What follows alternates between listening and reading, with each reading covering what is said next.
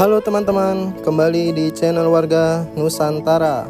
Channel yang akan membahas terkait pemindahan dan pembangunan ibu kota Nusantara. Kali ini kembali saya mengajak teman-teman untuk melihat perkembangan terkini proyek-proyek yang ada di sekitar kawasan ibu kota Nusantara. Baik teman-teman, kita mulai dari pembangunan gedung Otorita Ibu Kota Nusantara. Jadi yang teman-teman lihat di depan adalah lokasi pembangunan gedung Otorita Ibu Kota Nusantara ya. Nantinya teman-teman, pembangunan gedung kantor Otorita Ibu Kota Nusantara ini akan terdiri dari gedung utama, gedung data center, dan infrastruktur kawasan dengan kapasitas 600 orang pada tahap pertama.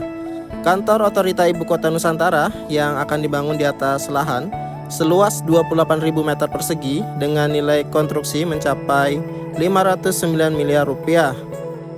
Jadi nantinya teman-teman, kawasan ini akan difungsikan sebagai tempat bekerja para pegawai Otorita Ibu Kota Nusantara, dan nantinya juga bakal dilengkapi dengan pelayanan terpadu satu pintu. Dan tak hanya itu teman-teman, jadi kawasan kantor Otorita Ibu Kota Nusantara akan dilengkapi dengan pusat komando, command center, serta urban gallery untuk memberikan pelayanan secara langsung atau real time kepada masyarakat. Dan untuk target pembangunan gedung Otorita ini teman-teman akan ditarget selesai pada bulan Desember ya, tahun 2024 untuk tahap satunya. Untuk lokasinya berada di sekitar kawasan titik nol ya teman-teman. Nah, inilah yang menjadi salah satu alasan kawasan titik nol ditutup untuk sampai saat ini. Dan sebagai informasi teman-teman, menurut Kepala Otorita Ibu Kota Nusantara Bapak Bambang Susantono menyampaikan bahwa kantor Otorita Ibu Kota Nusantara yang berfungsi sebagai City Hall atau balai kota ini ditargetkan selesai pada Desember tahun 2024. Pada tahap pertama, pembangunan dilakukan pada gedung kantor utama dan gedung data center. Bapak Bambang mengatakan, data center inilah yang menjadi pusat kendali Smart City atau kota cerdas di Ibu Kota Nusantara.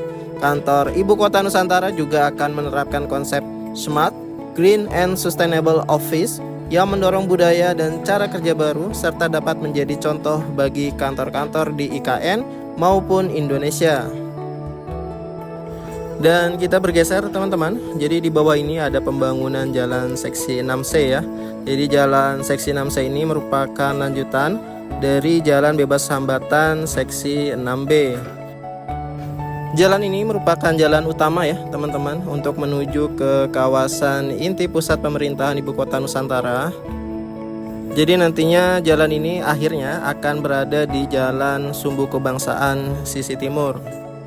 Lalu teman-teman bisa membandingkan ya untuk lebar jalan 6C ini. Teman-teman bisa perhatikan di sisi kiri merupakan jalan negara atau jalan nasional, sedangkan di sisi kanan ini atau tepat di bawah kita merupakan jalan 6C. Dan jalannya cukup sangat lebar ini teman-teman. Dan untuk selaku pelaksana konstruksinya teman-teman, ini dilaksanakan oleh PT PP, Waskita, dan Yasa dengan sistem kerjasama operasi atau KSO. Dan lahan jalan 6C ini teman-teman diapit ya oleh pohon kelapa sawit atau perkebunan kelapa sawit, karena dahulunya di sini adalah lokasi atau HGU ya dari PT Agro Indomas yang bergerak di perkebunan kelapa sawit, dan juga ada lahan dari masyarakat sekitar ya teman-teman. Namun untuk saat ini sudah dibebaskan. Dan di seberang dari jalan 6C ini teman-teman terdapat lokasi pembangunan TPST atau tempat pengolahan sampah terpadu, dan juga ada lokasi pembangunan IPAL atau instalasi pengolahan air limbah. Dan selaku pelaksana konstruksi untuk pembangunan tempat pengolahan sampah terpadu ini teman-teman dilaksanakan oleh PT Berantas Abipraya. Dan tempat pengolahan sampah terpadu ini teman-teman dibangun di atas lahan seluas 22,16 hektar dan mulai dikerjakan tahun ini dan ditargetkan tuntas pada bulan Desember tahun 2024. Menurut Direktur Utama Berantas Abipraya Bapak Sugeng Rohadi mengatakan, pembangunan ini merupakan upaya Berantas Abipraya sebagai salah satu BUMN atau badan usaha milik negara berkontribusi dalam mewujudkan ibu kota Nusantara yang ramah lingkungan. sedapat mungkin mengurangi produksi sampah dan mendorong daur ulang. Dalam pembangunan tempat pengolahan sampah terpadu ini pun, kami akan melakukan pengendalian kerusakan dan pencemaran lingkungan pada masa konstruksi. Lebih lanjut, ia mengatakan, jadi tempat pengolahan sampah terpadu ini akan dibangun pada satu hamparan lokasi yang sama dengan instalasi pengolahan air limbah domestik atau IPAL, yaitu terletak di lahan seluas 22,15 hektar.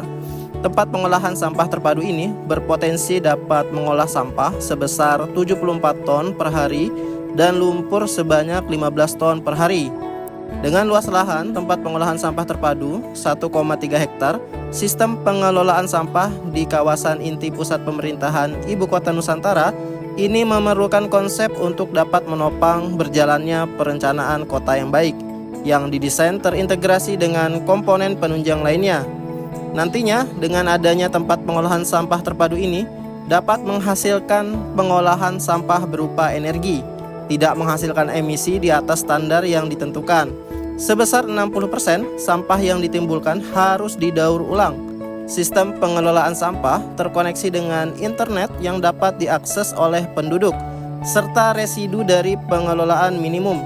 Tak hanya itu, adanya tempat pengolahan sampah terpadu ini nantinya tidak menghasilkan emisi di atas standar yang ditentukan atau net zero emission dan memiliki residu dari pengolahan minimum. Lokasi yang berada dekat dari kawasan inti pusat pemerintahan Ibu Kota Nusantara yang hanya berjarak 3 km, maka perlu dilakukan penanganan terkait emisi, kebisingan, dan bau serta potensi dampak lingkungan lainnya. Adapun lingkup pekerjaan Brantas Abipraya pada pembangunan tempat pengolahan sampah terpadu Ibu Kota Nusantara ini meliputi bangunan pengolahan 1, bangunan pengolahan 2, menara, dan landscape.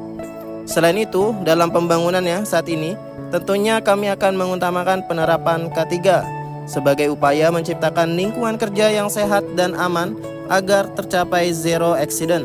Tak hanya itu, Brantas Abipraya juga akan bekerja lebih cerdas lagi dalam pembangunan tempat pengolahan sampah terpadu agar pekerjaan ini tuntas tepat waktu, tepat mutu, dan biaya.